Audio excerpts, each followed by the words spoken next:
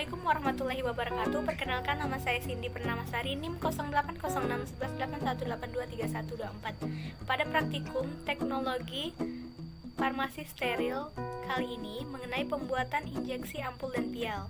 Nah, tujuan dilakukannya praktikum ini, pertama, mampu memilih eksipien yang sesuai dengan zat aktif dan bentuk sediaan yang diformulasikan. Kedua, mampu membuat sediaan injeksi dengan pengemas ampul dan vial. Ketiga, mampu melakukan perhitungan osmolaritas dan tonisitas dengan 5 macam metode yang berbeda.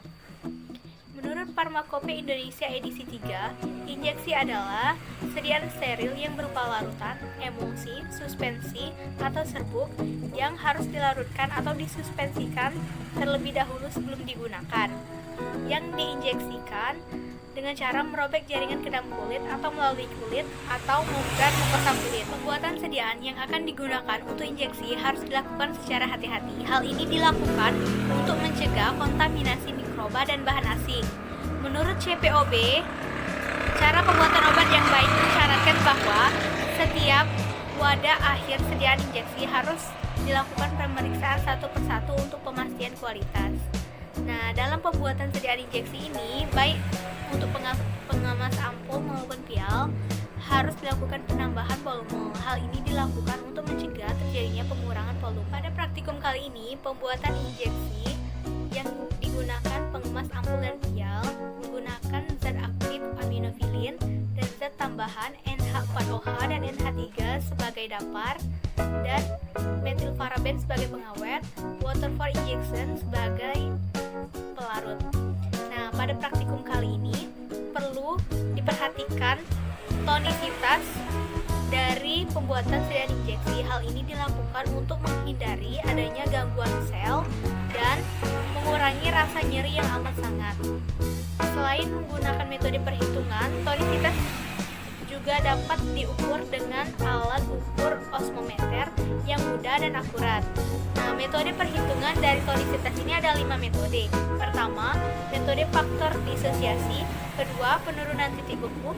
Ketiga, White-Vincent. Keempat, ekvivalen NaCl. Dan yang kelima, metode Sprobis. Dalam sediaan wadah menggunakan pengemas vial perlu adanya penambahan pengawet. Hal ini dilakukan pada pengemas vial ini digunakan berulang kali sehingga adanya kemungkinan kontak dengan udara luar yang ada mikroorganismenya, sehingga diperlukanlah pengawet untuk melindungi sediaan tersebut dari mikroba. Assalamualaikum warahmatullahi wabarakatuh. Perkenalkan, nama saya Dumi Limia dari kelompok 7 dengan NIM 08061181823122. Adapun alat dan bahan yang akan kita gunakan pada praktikum kali ini ialah timbangan analitik, beker gelas, gelas ukur, vial, ampul, dan autoclave. Adapun bahan-bahan yang digunakan ialah aminofilin, metilparaben, NH4OH, NH3, dan aqua flow injection. Prosedur kerja. Yang pertama, ditimbang bahan yaitu aminofilin, NH4OH, NH3, metilparaben sesuai dengan perhitungan. Lalu dilarutkan bahan yang telah ditimbang ke dalam aqua pro steril dengan menggunakan alat gelas yang telah disterilisasi terlebih dahulu. Lalu dibasahi kertas saring dalam corong dengan sedikit aqua pro steril, lalu disaring larutan di gelas ukur dan filtrat pertama dibuang, lalu dibilas gelas ukur dengan aqua pro steril. Lalu hasil filtrasi dimasukkan ke dalam wadah yang berupa vial dan juga ampul yang telah disterilisasi, lalu ditutup dengan kedap. Lalu sterilisasi vial dan ampul yang telah berisi larutan injeksi ke dalam autoclave. Alat yang telah disterilisasi lalu dikarantina dan diperiksa apakah ada kebocoran. Lalu diberikan etiket dan juga kemasan pada vial dan juga ampul. Sebelum membuat sediaan steril, kita akan melakukan preformulasi. Preformulasi meliputi pengkajian secara farmaseutik dan analitik bahan-bahan obat, yang mana akan menjadi penunjang dalam pengembangan formulasi. Praktikum kali ini, kita akan membuat sediaan injeksi berupa ampul 1 ml dan gelas 10 ml. Ampul merupakan sediaan injeksi dosis tunggal, sedangkan vial adalah sediaan injeksi dosis ganda. Oleh karena itu, ditambahkan metilparaben pada pembuatan sediaan pada vial, karena penggunaan yang berulang memungkinkan kontak dengan udara yang penuh dengan mikroorganisme sehingga dapat menyebabkan terkontaminasi.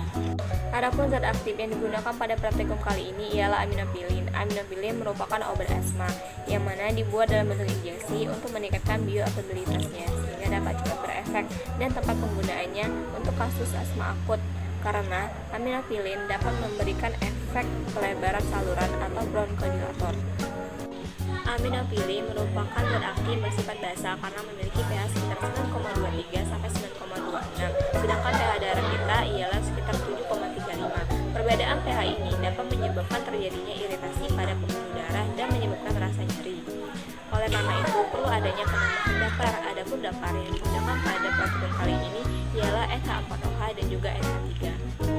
Larutan pembawa yang digunakan pada praktikum kali ini ialah aqua pro injection karena aqua pro injection adalah air yang bebas CO2. CO2 dapat menyebabkan terbentuknya gelambung dan masuk ke dalam pembuluh darah. Hal ini dapat menyebabkan terjadinya pembengkakan atau kerusakan jaringan. CO2 juga dapat menyebabkan oksigen gasil tidak stabil. NaCl merupakan senyawa pengisotonis karena memiliki titik beku yang sama dengan tubuh. Oleh karena itu, penambahan NaCl dapat menyebabkan tekanan pada sediaan sama dengan tekanan dalam cairan tubuh. Metode sterilisasi yang digunakan pada praktikum kali ini adalah metode sterilisasi akhir atau non-aseptis. Hal ini cocok dengan karakteristik aminofilin yang stabil dengan molekul air dan stabil terhadap suhu yang tinggi saat sterilisasi. Adapun kemasan yang digunakan pada praktikum kali ini ialah pengemasan primer, sekunder, dan tersier. Pengemas primer adalah pengemas yang kontak langsung dengan sediaan yaitu vial dan ampul. Sedangkan kemasan sekunder adalah kemasan yang ukurannya tidak jauh beda dengan kemasan primer yang mana bertujuan untuk melindungi sediaan dari kerusakan fisik maupun kimia. Sedangkan kemasan tersier adalah kemasan yang bertujuan untuk melindungi dari kekuatan fisik selama proses distribusi atau pemasaran, biasanya berbentuk box besar. Itulah penjelasan dari saya. Terima kasih. Wassalamualaikum warahmatullahi wabarakatuh.